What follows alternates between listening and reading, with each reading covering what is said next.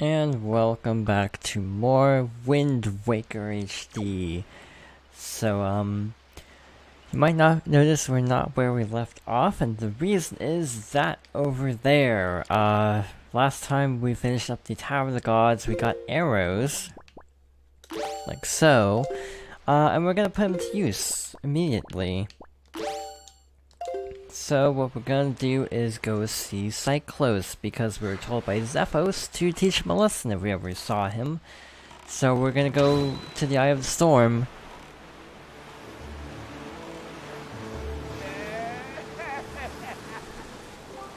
Foolish creature who does not fear the gods, to the end of the sea with you. Let the winds of Cyclones' wrath blow you away.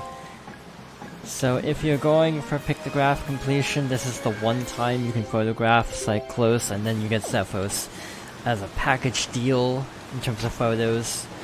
You have to hit him with 3 arrows, which is apparently easier said than done. Because I'm struggling. And failed.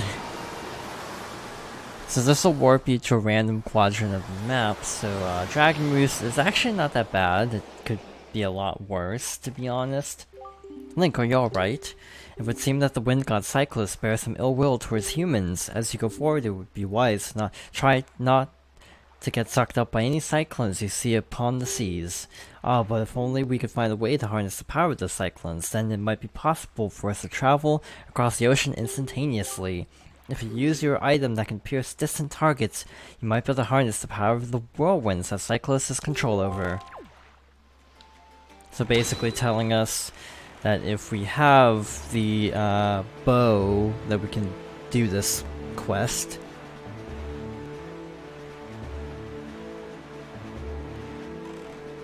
So, next stop is Northern Triangle Isle, because I think that's the closest place to find him, now that we are, a little bit off course. Again, I, for some reason, missed a lot more shots, and also trying to get the photo wasted time. So, yeah, it could've gone better.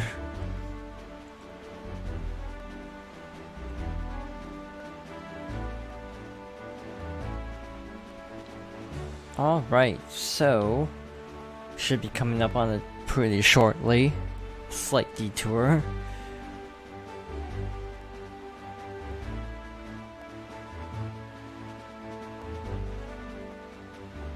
I'm trying to figure out which island it even is without pausing, because I don't have the gamepad that close at the moment, so I think this should be the right island. There we go. Let's give this another try.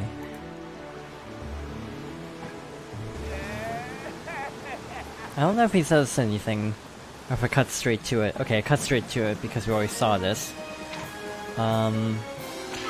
Okay, so it's just really slow, but I think this is a good angle. Like that, and they really don't give you much time for this.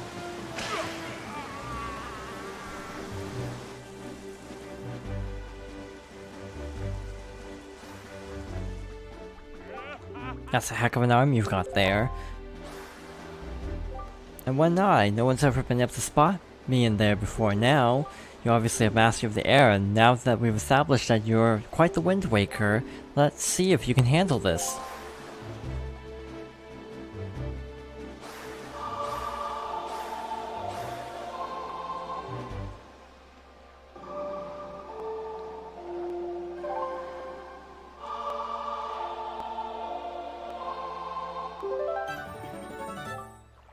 You learned the Ballad of Gales. Wahoo! In the hands of the Wind Waker like you, my adorable little Cyclones will be as happy as can be. If you need to move like the wind over the ocean's deep, just call my Cyclones. Well, I guess I'll head for home now. See you on down the road.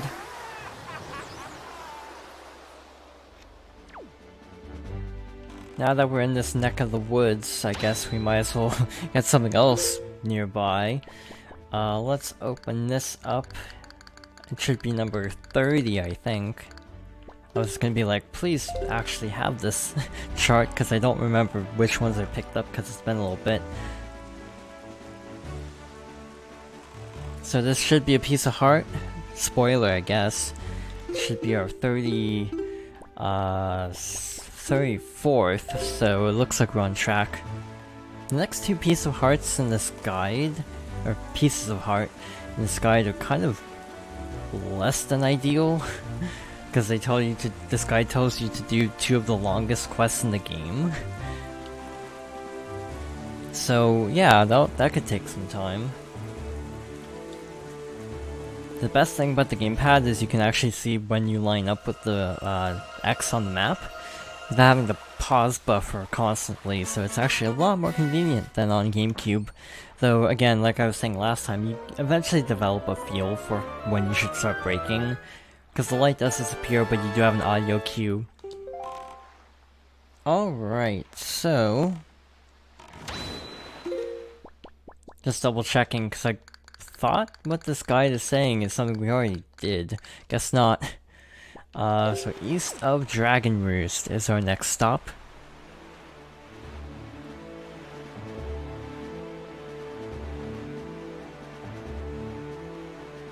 So yeah, the 2 longest quests in the game are the Trading Quest and the Withered Tree Quest, which both will probably take a decent chunk of the stream if we end up going at them.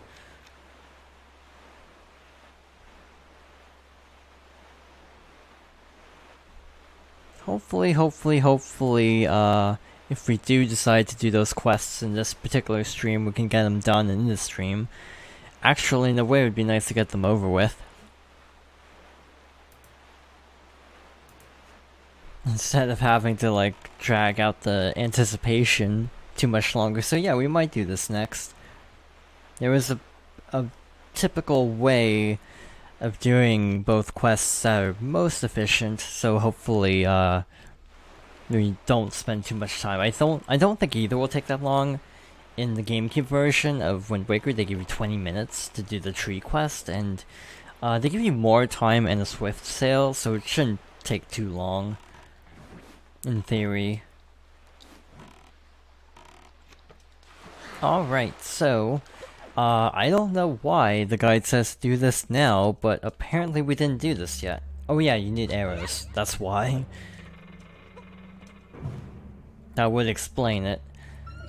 Okay, you don't need arrows, but it makes it a lot easier. One thing I don't know, is if the Master Sword has higher damage than the Hero Sword. I don't actually know if it does. It would make sense if it does, but I legitimately don't have any idea if that's the case. And I vaguely recall something about how powering up the Master Sword doesn't really make a difference either. Also I have audio delay because capture card, so if you notice me kind of not noticing audio cues really quickly, that's why. I'm gonna be slow on the draw for audio cues because of that. So unless the Wizrobe appears right in front of me, I'm gonna kinda hesitate. Because it'll be about half a second before I actually hear it, hear where it is. I guess the mini villains just spawn in infinitely, so we're just gonna ignore them. I suppose you could do that without arrows, it just wouldn't be fun, because you have to wait until a Wizrobe appears on ground level.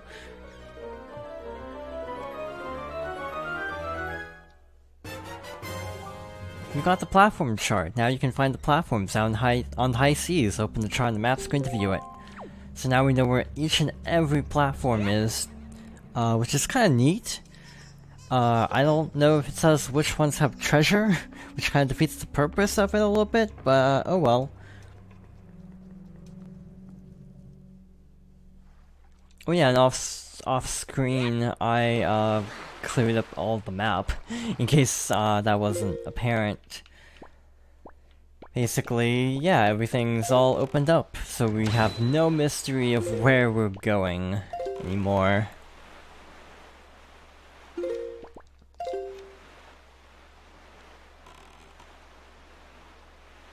One thing I actually missed is over here, apparently. I think this is a treasure chart, if I'm not mistaken. Yeah, right direction. Sometimes I just toggle the map to make sure I'm not getting hopelessly lost, because I have a tendency to get hopelessly lost, so it's good to double check periodically, like, yeah, just in case.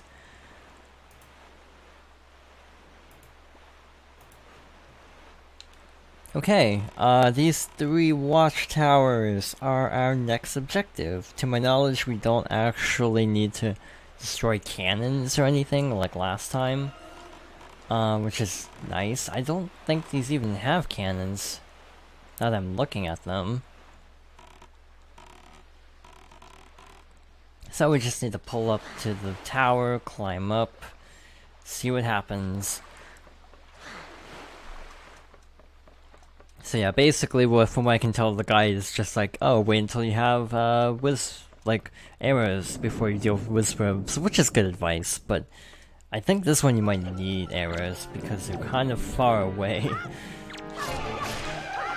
Well, in that case, we didn't. And I think gradually as you defeat more wizards, more treasure appears. So like another wizard should spawn in. Oh, that's convenient. We could have done this a lot earlier with this pattern, but this is just a very nice pattern, to be honest. Yeah, we didn't need arrows at all, so that was sort of ironic. Ow. Never mind, there's actually another wizard. I thought there was only like 3, but I guess not. So yeah, we did need arrows after all.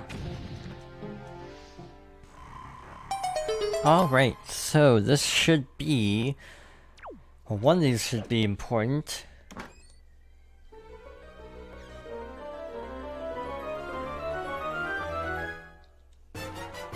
Treasure chart! I thought it would be in a more ornate treasure chest than that, but I guess not.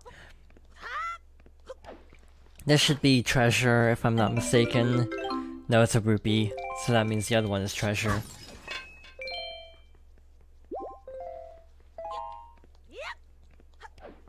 And also, before we actually check, just want to make sure I have a town flower. I don't, so we have to double back to Windfall. Also, hello, welcome. Welcome in.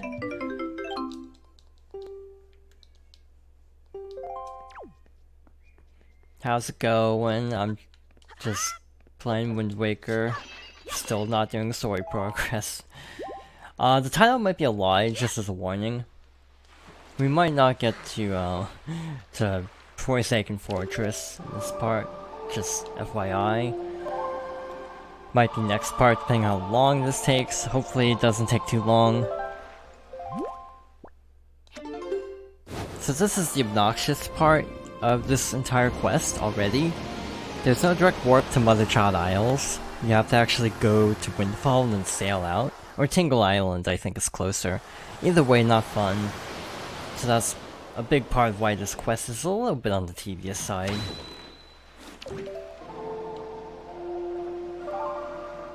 I think I actually prefer the trees to this, actually.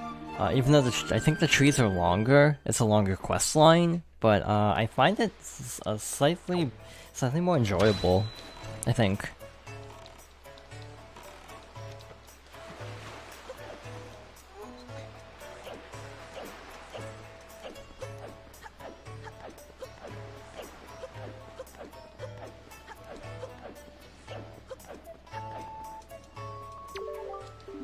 I mean, I suppose I could just take one of the town flowers that's planted, and then just use that for the trading quest. I suppose that could work, but we'll do this legit. We are 1 rupee short of 420. This drops 5, so unfortunately, we'll pass right by that number. Okay. Welcome back. Hope everything's okay. Alright. This is gonna suck.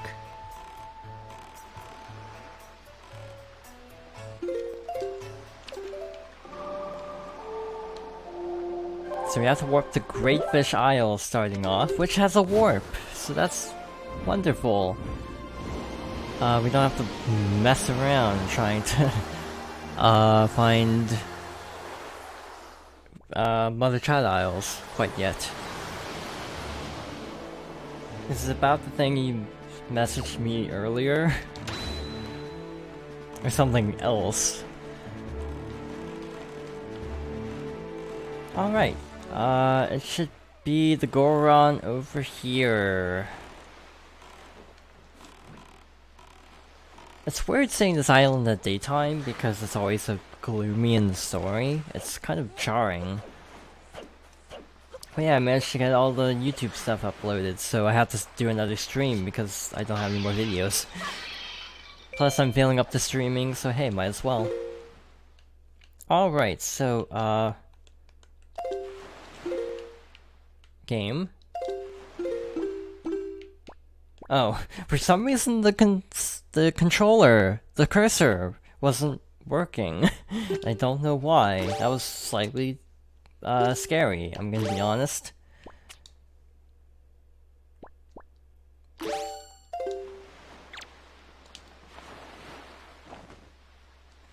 Oh, I have to talk to him first. Keep it, please. I'm what you call a traveling merchant. Yes, I'm just a cheery fellow who bobs between waves in search of all manner of rare items, cracked and pristine, wild and woolly. I came from distant lands because I heard there was a treasure of great worth on this island, but I can't find a thing. I thought perhaps my fate would cross with the most mystic of rare items, the fabled Shopguru statue, but it seems as though I am off the mark yet again. By the by, for some reason looking at the delivery bag of yours gives me the sneaking suspicion that it might have some rare treasures hidden in its depths. If you have anything even slightly out of the ordinary in there, would you mind trading it to me? Anything at all? That knapsack, or this knapsack I'm looking at, is stuff full of all sorts of wondrous things. Why don't you show me what you've got, and I'll show you what I'll trade for it. Huh? That's a tanflower, is it not? In that case, would you be interested in trading this for this sea flower? Most worthy, then the fee will be, well, I suppose 20 rupees will do. Thanks. That sells things. I'll give you your item as I promised. Hold out both hands. You got a sea flower. The scent of the sea wafts from the delicate petals of this flower from an exotic far land. If you find a place to put it, blah blah blah. So by trading your goods for my goods, we form the Merchant's Oath.